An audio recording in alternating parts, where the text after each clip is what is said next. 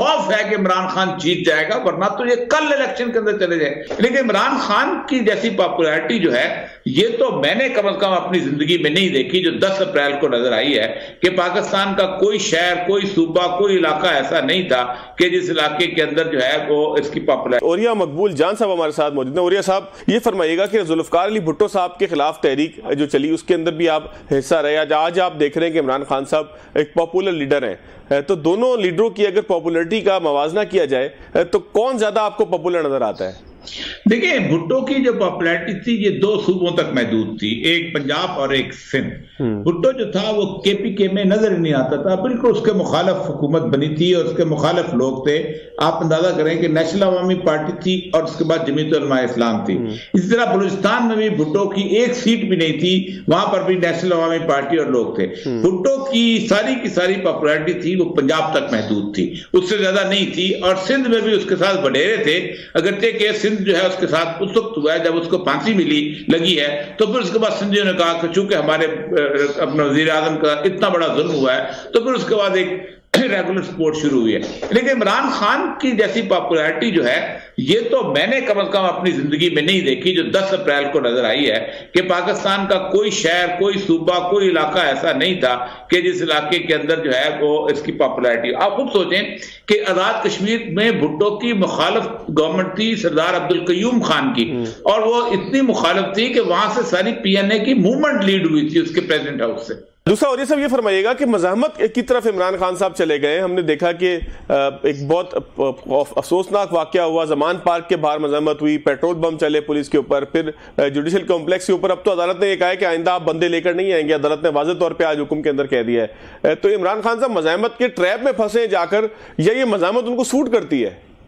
देखिए, मेरी 32 साल की उम्र गुजरी है, जिस तरह के केसेस इमरान खान के खिलाफ हैं या जिस तरह के वारंट ऑफ अरेस्ट हैं, इस तरह के 100 200 वारंट जो है ये थानों के अंदर पड़े होते थे। और उसको जब अदालत का वक्त आता था तो वो उसको जाके उसकी सर्विस करा देते थे कि जाओ जाके उनको दे आओ, और वो अदालत में हाजिर हो जाते थे। ये जो अपीयरेंस का जो वारंट होता है, इसकी कोई हैसियत और कोई औकात नहीं होती। 3 केसेस जो इमरान खान के खिलाफ बेसिकली बनाए गए हैं, उन तीनों का बोधेपन का आलम यह है कि एक तो तोशाखाना का केस है, और तोशाखाना के केस के अंदर भी ये है कि उस बंदे ने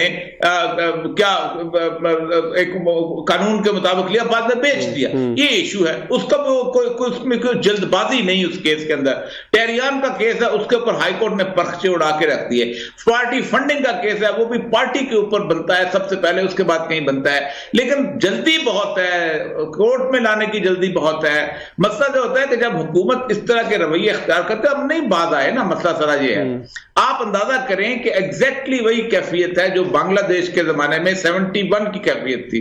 71 में एक लीडर जो था वो 300 में से 160 सीटें लेके जीत चुका होता, और भुट्टो के पास सिर्फ 81 सीटें थी। वो भुट्टो चाहता था कि मैं वहां पर हुक्मरान हूं, लेकिन वजीर आज़म बन नहीं सकता था। इस वक्त एक खौफ है कि इमरान खान जीत जाएगा, वरना तो ये कल इलेक्शन के अंदर चले जाए। वहां जीत चुका था, यहां जीत रहा है, वही कैफियत है। लेकिन एक बात बताऊं आपको, मुजीबुर रहमान का जमाना जो था वो बहुत बेहतर था। वहां कोई एक वजीर दाखिला खड़े होकर ये नहीं कहता था कि मैं तुम्हें फिट कर दूंगा, ये फितना है, इससे हमें निजात मिलेगी, मैं तुम्हें पकड़ूंगा और बलूचिस्तान के अंदर लेके जाऊंगा। मुजीबुर रहमान के साथ बिल्कुल पुरसुकून वाला मामला था। वो तो साजिश हुई थी, भुट्टो ने और याया ने मिलकर की थी, और 25 मार्च को इन्हीं दिनों में उसको धान मंडी में उसके घर में, जैसे जमान पार्क में उन्होंने हलवा किया, पकड़ के लेके आए थे घोंसे लाते मारते हुए, और भुट्टो ने आके यहां कहा था कि अल्लाह का शुक्र है पाकिस्तान बच गया, जबकि पाकिस्तान बचा नहीं था, पाकिस्तान तबाह हो गया था। अच्छा। हम नहीं बदले। देखिए, मसला यह है कि एक इमरान खान को शिकस्त कई दफा कहा, अगर शिकस्त देनी है तो उसको इक़्तिदार में लाके दे सकते हैं। वो अगर आप उसको इक़्तिदार में न लेके आते, इमरान खान एक अनपॉपुलर फोर्स थी, साल के बाद आपका बयानिया चल रहा था, आपने जीतना था, लेकिन आपको इतनी जल्दी पड़ी हुई थी कि आपने सारी कैफियत के अंदर उसको ऐसा हीरो बनाया है कि जो अब नाकाबिले शिकस्त हो चुका हो। अच्छा, खान साहब कहते हैं मुझे कत्ल किया जा सकता है, तो कत्ल का खतरा तो बेनजीर भुट्टो साहिबा को भी था, लेकिन उसके बावजूद कारसाज में इतना बड़ा वाकया हुआ, उसके बावजूद जो है वो अपनी पूरी इलेक्शन कैंपेन चलाती है। खान साहब इतने खौफजदा क्यों हैं? देखिए, पहली बात तो यह है कि बेनजीर का जो कातिल थे वो नामालूम किस्म के कातिल थे। इमरान खान का जो कत्ल हुआ है उसकी मैंने GIT पढ़ी है। इमरान खान धमाके में कत्ल नहीं हुआ। उसके कातिल को जो पूरी की पूरी जेआईटी डोगर ने बनाई है, आप अंदाजा करें कि ऐसे था कि जैसे एक स्लो मूविंग कार जा रही है, गाड़ी जा रही है, ट्रक जा रहा है, उसके सामने 12-13 बंदे ऐसे जैसे फायरिंग स्क्वाड के सामने खड़े हो गए। उससे कहता है 2 जगह से मैंने खोल मिले हैं, एक राइट साइड पे और एक लेफ्ट साइड के ऊपर। जो नीचे एक बंदा है उसके 8 खोल मिले हैं। और उसके बाद वो कहता है कि मैंने वो तमाम जितने पुलिस थे उनकी फोरेंसिक की, उसमें से कोई फायर नहीं हुआ। जितने लोग वहां गनमैन गार्ड थे उनकी फोरेंसिक की नहीं, उनमें से वो नहीं गली थी। इमरान खान के 24 वेपन थे, उनकी फोरेंसिक की नहीं हुआ। वाकया हुआ है, सामने से ब्लेटेंट हमला हुआ है और हालत उसकी ये है कि उसके अंदर वो बंदा इतना एक में 14 बंदे जख्मी हुए हैं। अब मैंने पाकिस्तान में ये भी पहली दफा देखा है कि इतने बड़े हमले के अंदर चलो उसकी एफआईआर बेचारे की होती है नहीं होती है, लेकिन आप उसका तमस्खुर उड़ा रहे हैं। आप कहते हैं इसने खुद अपने ऊपर हमला करवाया, यानी आप पूरी की पूरी और आप उसकी इन्वेस्टिगेशन नहीं होने देते। 4 एसपी भाग गए हैं, ये कम थ्रेट है कोई?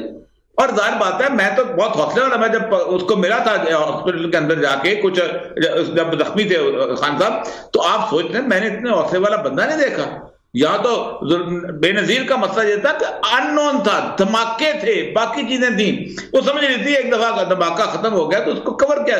लेकिन जब आपका कातिल जो है वो सामने बंदूक लेके खड़ा हो जाए और सामने से फायर करे 3 तरफ से, तो आप खुद सोचें कि कितना बड़ा खौफ है उसके सामने। अच्छा, ये फरमाइएगा कि आप क्या एक क्लिप चल रहा है सोशल मीडिया के ऊपर पाकिस्तान के एटमी एहसासों के हवाले से, पाकिस्तान बांग्लादेश ना बन जाए इस हवाले से बड़ी तनकीद भी आप पे हो रही है, आपने कहा क्या है आखिर उसमें? मैंने नहीं कहा। यूरोपीय यूनियन के अंदर एक बड़ी और अमेरिकन एम्बेसडर्स के अंदर एक बड़ी खौफनाक सूरत बन रही है कि अगर इलेक्शन न कराए गए तो होगा क्या कि इस मुल्क में अनारकी फैलेगी। और अगर अनारकी फैली, वो यूरोप वाले कह रहे हैं, मैंने यूरोप का हवाला दिया है और उनके अखबारों में आ रहा है। बिल्कुल ठीक है। और ये सब ये फरमाइएगा, इलेक्शन कमीशन और तहरीक इंसाफ की अदालती जंग शुरू हो गई है आज, जो है वो उस हवाले से कानूनी दरखास्त भी दायर कर दी गई है। पलड़ा किसका भारी लगता है आपको? आप तो कानून भी जानते हैं।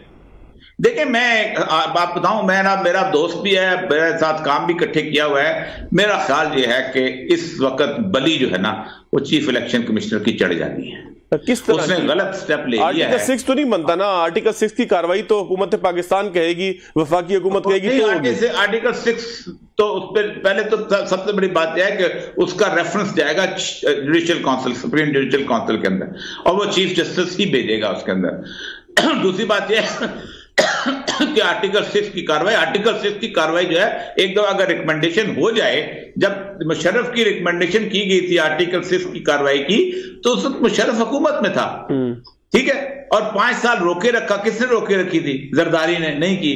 जब नवाज शरीफ आ गया उसने कर दी। एक दफा ऑर्डर हो गए तो ये ऑर्डर मरेगा तो नहीं ना।